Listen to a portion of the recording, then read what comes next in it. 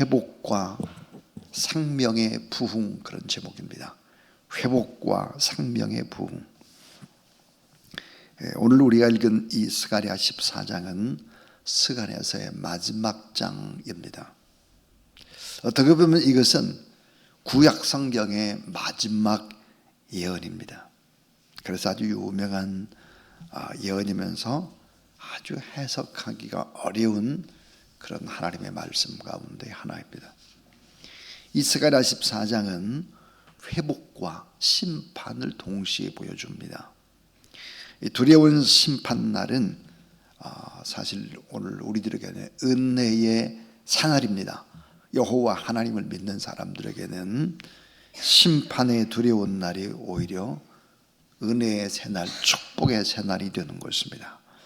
하나님은 어떤 분일까? 언제나 무너진 자리에서 새로운 역사를 이어가는 그런 하나님이십니다.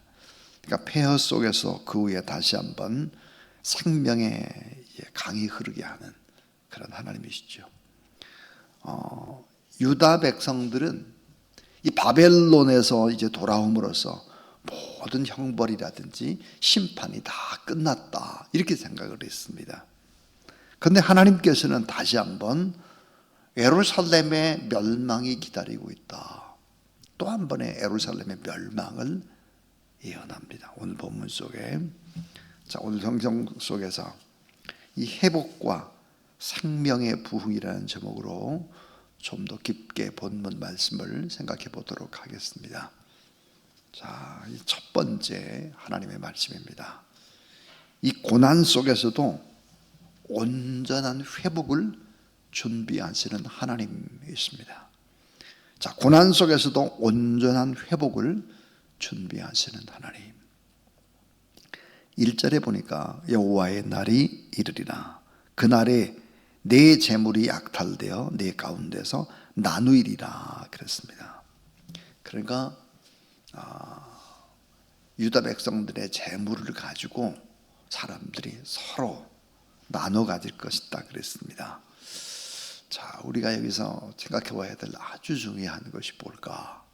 그 하나는 예루살렘의 첫 번째 멸망입니다. 예루살렘의 첫 번째 멸망은 언제 첫 번째 멸망을 했을까? 우상 숭배 때문이었습니다.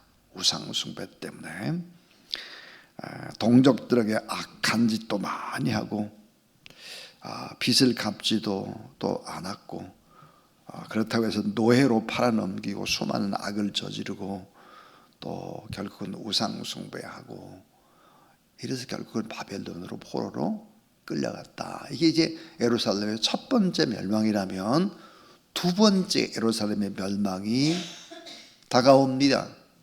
자, 두 번째 예루살렘의 멸망이라고 하는 것은 뭘까? 가장 중요한 것을 붙들지 않았기 때문입니다. 가장 중요한 것 하나를 붙들지 않아서 두 번째 예루살렘의 멸망이 온다는 거예요. 자, 여호와의 날에 이 땅에 오시는 메시아를 의지하고 바라봐야 되는데, 이 메시아를 믿지 않고 바라보지 않고 의지하지 않았다. 메시아 예수 그리스도를 믿지 않았기 때문에 또 한 번의 예루살렘은 멸망하게 될 것이다, 그렇게 예언하고 있는 것입니다. 자, 사람들은 메시아를 의지하지 않고 무엇을 의지했을까요? 예루살렘 성전을 의지하고, 성전 건물을 의지하고, 율법을 의지하고, 자신들에게 찾아오신 참된 메시아 예수 그리스도를 믿지 않죠. 그리고 십자가에 못 박혀 죽이는 것입니다.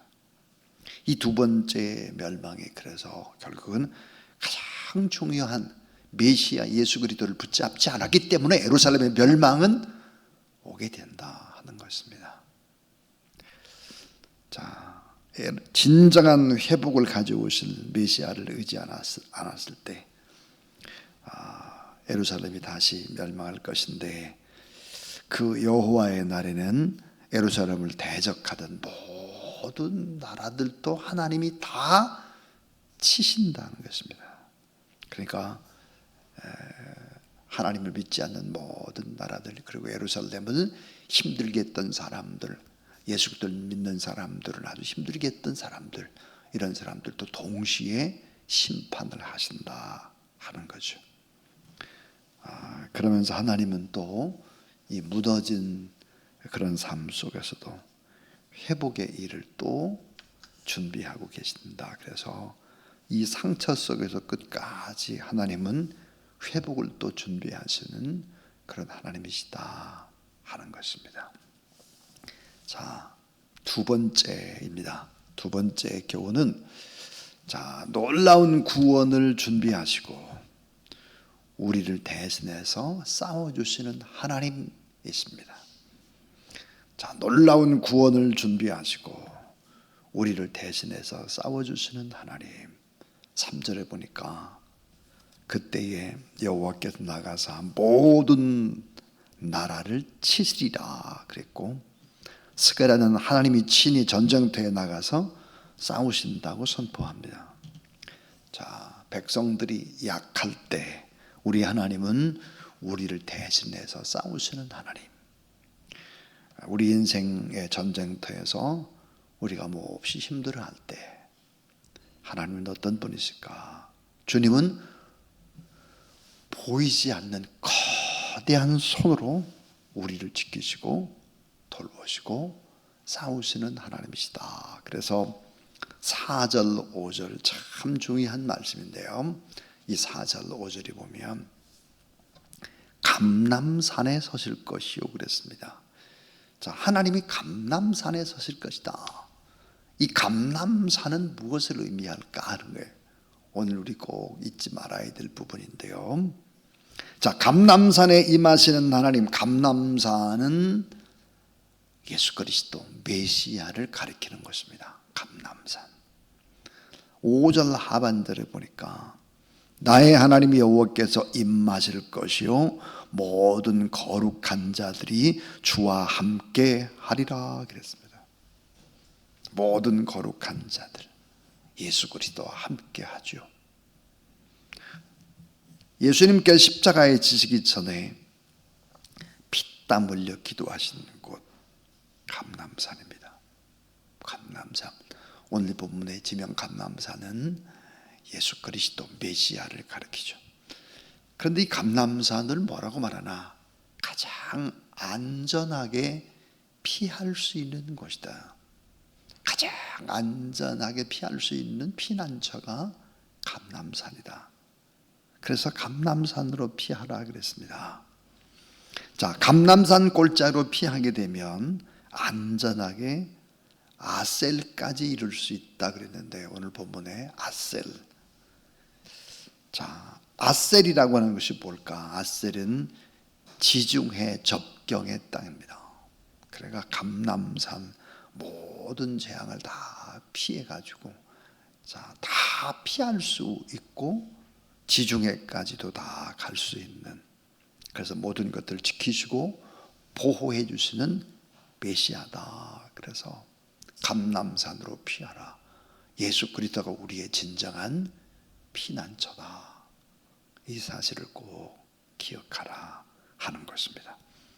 마지막 세 번째 교훈입니다. 마지막 세 번째는 회복의 끝에는 완전한 생명의 강, 성령의 역사가 흘러나온다 하는 것입니다.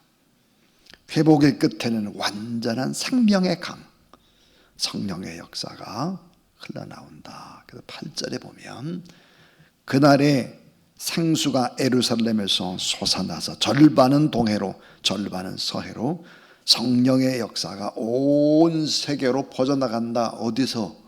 예루살렘에서, 마가의 다락방에서. 사도행전의 거룩한 역사들을 예언하고 있는 것입니다.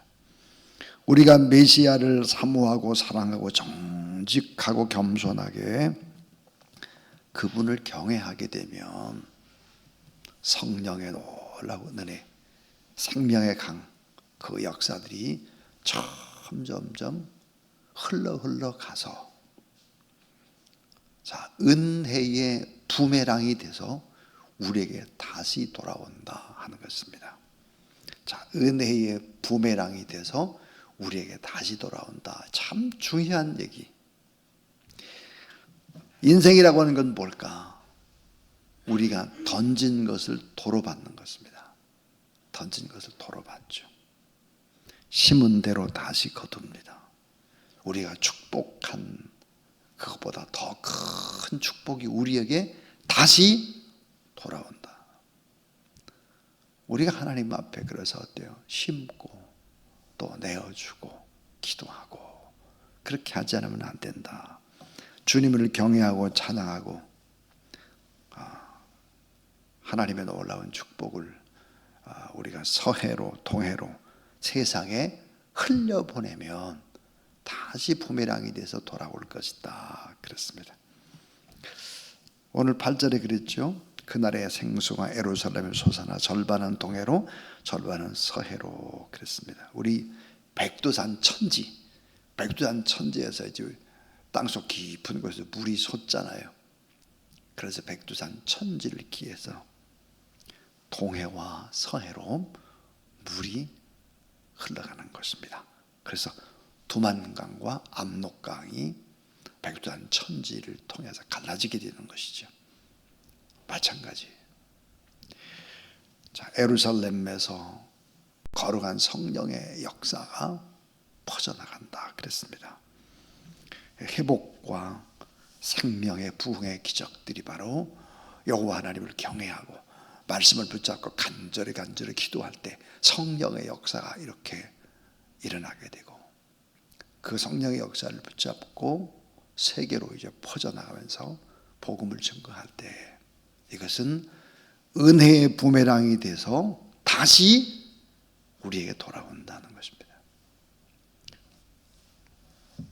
우리 마지막으로 생각해 볼 수 있는 것이 이런 것입니다. 우리가 예수 그리스도 나의 주 나의 하나님으로 영접하고 난 다음에 아주 작게는 이 지역 사회를 섬기고 그 다음에 이제 열방을 향해서 우리가 복음을 증거하는 일을 앞장서게 되면 그 은혜의 부메랑, 축복의 부메랑은 다시 돌아오는 것입니다. 어디로 돌아올까요? 대한민국으로 돌아오고 오늘 우리에게로도 돌아오는 거죠. 이 장제동에 이렇게 있으면서 이제 깨닫는 것이 있습니다.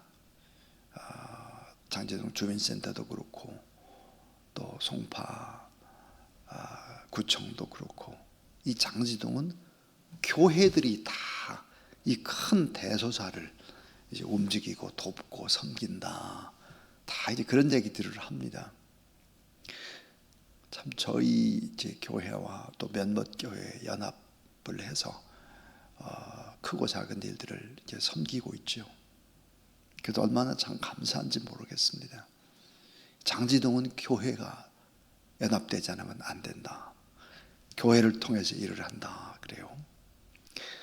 사실 송파 자체가 또 보면 교회가 한 700개 정도 됩니다. 700개. 송파 구청 안에 교회가 있습니다. 네. 그래서 참 하나님께서 다시 이렇게 우리가 복음을 증거하고 섬기고 할 때 다시 우리에게 돌아오고 우리도 어렵지만 막 열방을 향해서 복음을 증거하고 할 때 다시 대한민국이 도와주고 이런 선순환 은혜의 부메랑이 우리에게로 돌아온다. 오늘 말씀 아주 중요한 얘기죠. 오늘 저는 회복과 생명의 부흥 그런 제목으로 하나님의 말씀을 나눴습니다. 예루살렘이 고난이 오고 그럼에도 불구하고 이 고난 속에도 온전한 회복을 준비하신다.